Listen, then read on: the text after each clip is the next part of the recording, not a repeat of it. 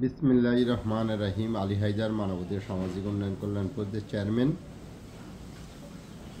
আমাদের দেশের যে পরিস্থিতি, এই পরিস্থিতি মোকাবেলা করার জন্য আমরা সবাই ঐক্যবদ্ধ হওয়ার প্রয়োজন আছে। আর আমাদের যে মানবাধিকারের কর্মীরা প্রশাসনকে হস্তক্ষেপ করবে, প্রশাসন মানবাধিকার কথা শুনবে, সেই সুযোগটা সরকারকে আহ্বান করব আইন প্রণয়ন করার জন্য, যে মানবাধিকার কোনো পুলিশ অন্যায় করলে এটা হস্তক্ষেপ করতে পারবে এবং মানবাধিকারের কথা পুলিশ শুনবে। আজকে মানবাধিকারের কথা পুলিশ শুনে না দেখেই দেশের পরিস্থিতি গোলাটে।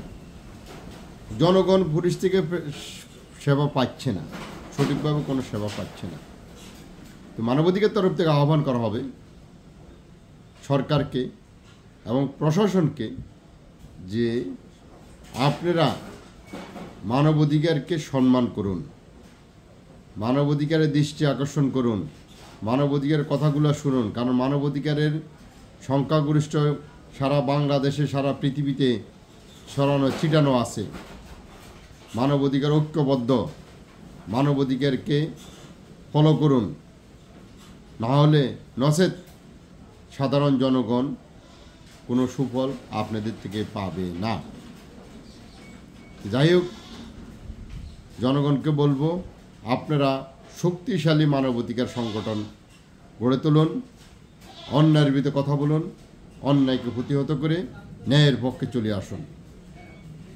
দেশের সমস্যা মানে আপনার সন্তানের ভবিষ্যৎ অনিশ্চিত,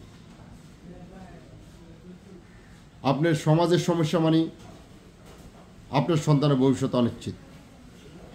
আজকে দেশ সমাজকে পরিবর্তন করতে হলে আপনারা ঐক্যবদ্ধ হন, মানবাধিকার কর্মী হিসেবে আত্মপ্রকাশ করুন।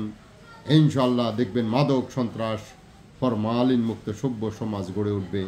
আর আমরা আমাদের সন্তানকে নিশ্চিতভাবে নিশ্চিত করে সমাজে রেখে মারা গেলেও আমরা শান্তি পাব, মনটা ভালো লাগবে মরার আগে, যে না, আমার সন্তান যে সমাজে আছে সে সমাজ সঠিক আছে, ভালো আছে। সবাই ভালো থাকুন, সুস্থ থাকুন। আসসালামু আলাইকুম।